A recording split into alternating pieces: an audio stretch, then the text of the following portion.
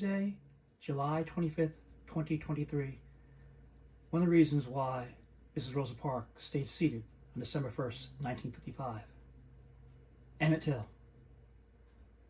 Register and vote.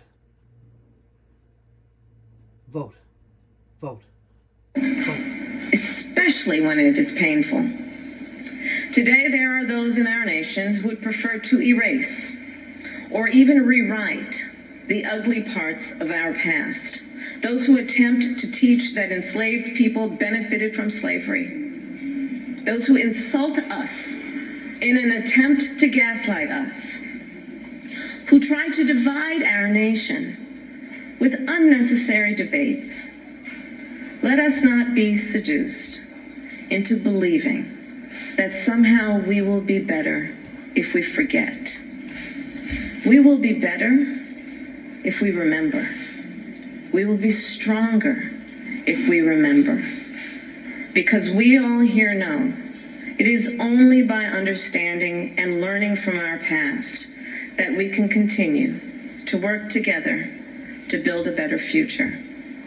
And so now it is my great honor to introduce a leader who has dedicated his life to preserving and protecting our history. And Reverend Wheeler Parker Jr. just also shared with me that he and his wife will be celebrating this weekend their 56th anniversary of marriage. Reverend Wheeler Parker Jr.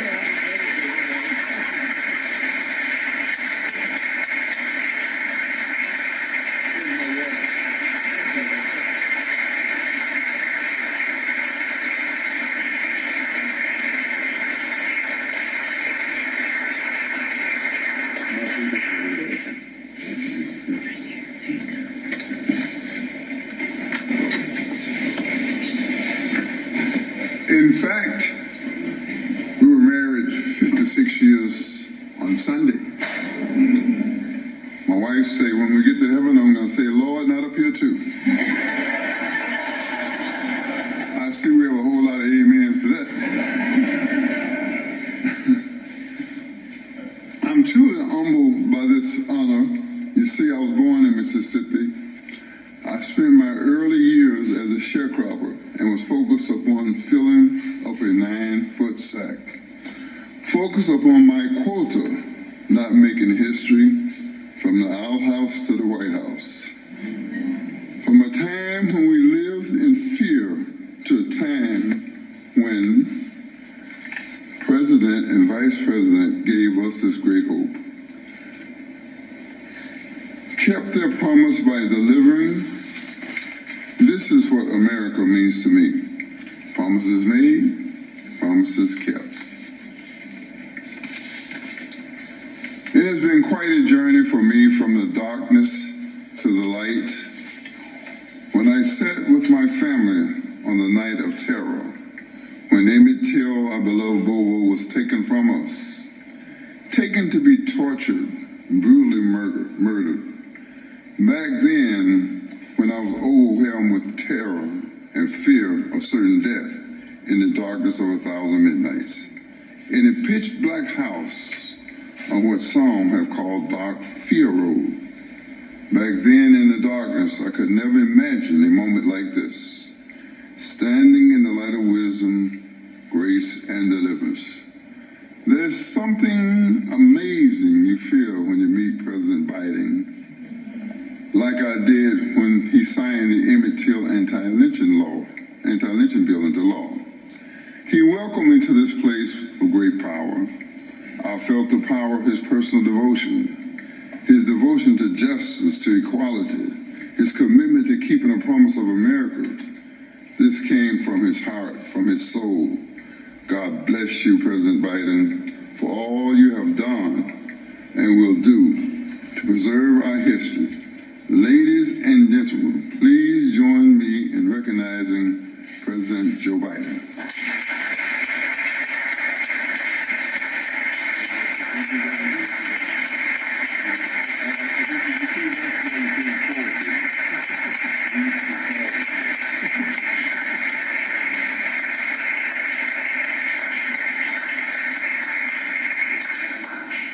I'm not going to tell you to whisper to me. Thank you, Reverend Parker. And thank all of you for being here. I want to thank Kamala for her not only capacity to do what she does, but the fire with which she brings to the things she cares a lot about. To all the members of Congress, including Representative Benny Thompson, Senator Tammy Duckworth, Representative Danny Davis, and Senator Dick Durbin, who is we wish a speedy recovery from COVID. He's just recovering from COVID right now. And who have long fought to honor the Till family. It's not new to any of them. To the Till family, it's an honor to be with you again.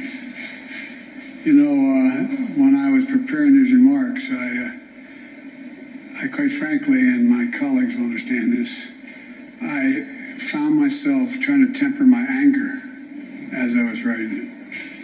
I'm not joking. I can't fathom what it must have been like. It's hard to believe I was 12 years old. And I just, you know, I know no matter how much time has passed, how many birthdays, how many events, how many anniversaries, it's hard to relive this. It brings it all back. We were talking about, Rev, as if it happened yesterday. The images in your head, things you remember. But it's inspiring to see how many of your family have continued as mother's courage to find faith in pain, purpose in pain. That's a remarkable thing, it seems to me. Insisting on an open casket for her murdered, and I might add, maimed and mutilated son. 14 years old. 14 years old. She said, let the people see what I've seen. Let the people see what I have seen. My God. All of us have lost children in other ways. How hard it is even to close the casket or keep it open, or what a debate it is. But to see the child that had been maimed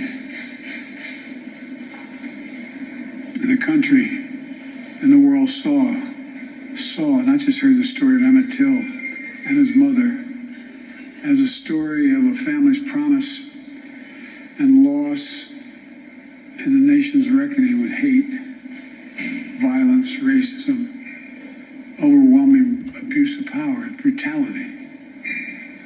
It's hard to fathom. Hard to fathom this even in war for me. It's hard to fathom. But today, on what we've been, would have been Emmett's 82nd birthday, we had another chapter of the story of remembrance and healing. Just as we joined together when I signed the law in his name to make lynching a federal crime, and think how long that took for that to happen.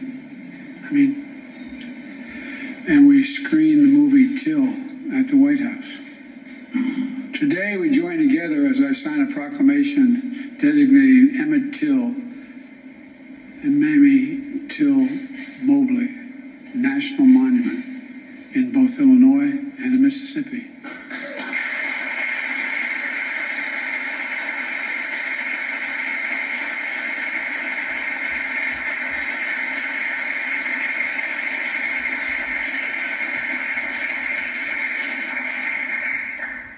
When we ended lynching as a matter of law, we talked about wanting to do this, but the support from the community has been so overwhelming.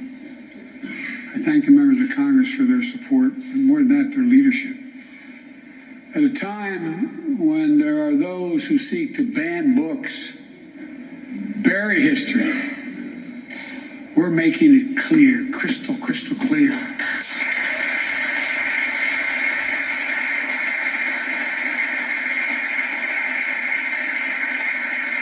While darkness and denialism can hide much, they erase nothing.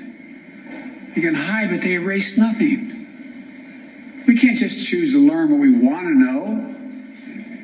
We have to learn what we should know. We should know about our country. We should know everything, the good, the bad, the truth of who we are as a nation. That's what great nations do, and we are a great nation. That's what they do. For only with truth comes healing, justice, repair, and another step forward toward forming a more perfect union. We got a hell of a long way to go. That's what's happening. That's what's going to happen with visitors of all backgrounds to learn the history of Emmett Till and Mamie Till Mobley through our national monument. Look, telling the truth and the full history of our nation is important. It's important to our children, our grandchildren, our great-grandchildren, to our nation as a whole. I've said it before. It was a lesson I learned coming out of not like real leaders in the civil rights movement, but I came out of the civil rights movement as a kid, as a public defender, and I used to, think that if you pass something that was good, you can make hate go away. Hate never goes away. It just hides. It hides under the rocks. And given a little bit of oxygen by bad people, it comes roaring out again. It's up to all of us to deal with that. Up to all of us to stop it. Up to all of us. The best way to do it is with the truth. It's used in a different context, but I think it applies here. Silence is complicity. I will not be silent, nor will you be silent about what happened.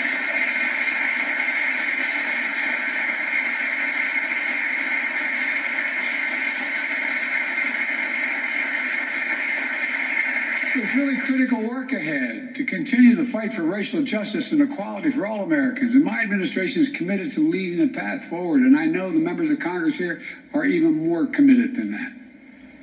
I'm going to close with this. The reason the world saw what Mrs. Till Mobley saw was because another hero in this story, the black press. Oh, I'm serious. Jet Magazine, the Chicago Defender, and other newspapers and radio announcers who told the story were unflinching in the bravery with which they told that story, making sure America saw what they saw.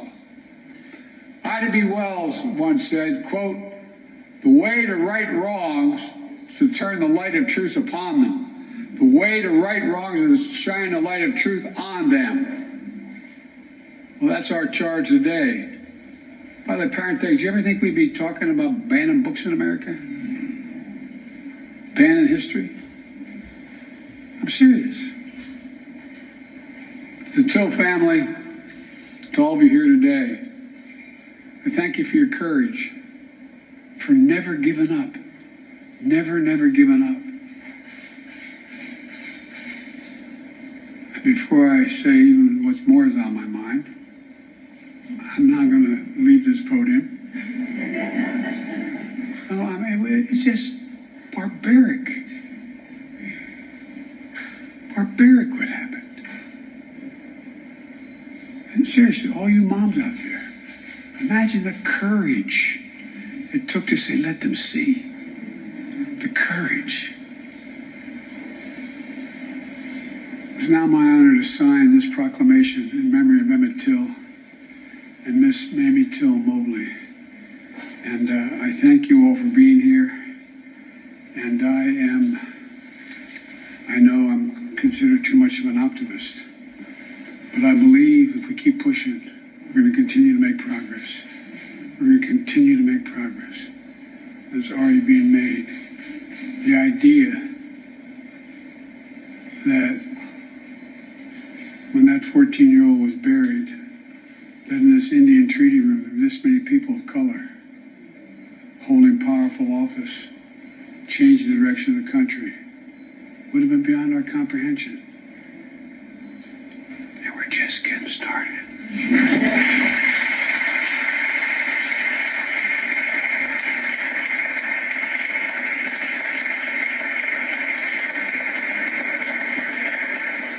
And that is the president in the old Indian treaty room across the way from the White House on the White House campus, signing the memorials into proclamations, making the Emmett Till and Mabel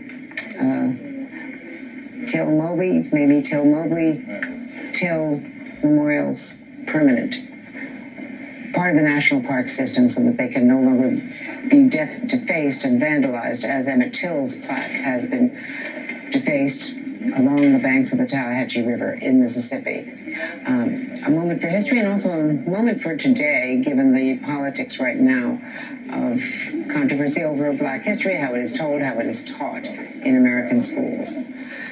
And meanwhile, a Russian fighter jet flew dangerously close to a U.S. drone that was targeting ISIS fighters over Syria on Sunday. Air Force officials say that the Russian fighter harassed the drone and deployed flares directly above it, leaving only a few meters of separation between the aircraft. The flares damaged the MQ-9 Reaper drone's propeller, but it was still able to land. The commander of the 9th Air Force said in a statement that the Russian fighter's blatant disregard for flight safety detracts from our mission to ensure the enduring defeat of ISIS. Joining me now is Admiral James DeVries, the former NATO Supreme Allied Commander. Admiral, thank you for being with us. First of all, this is not the first incident. There have been some involved manned aircraft in what is supposed to be a non-conflicted zone over Syria. The fight against ISIS, with communications with Russia. So this is a deliberate provocation, is it not?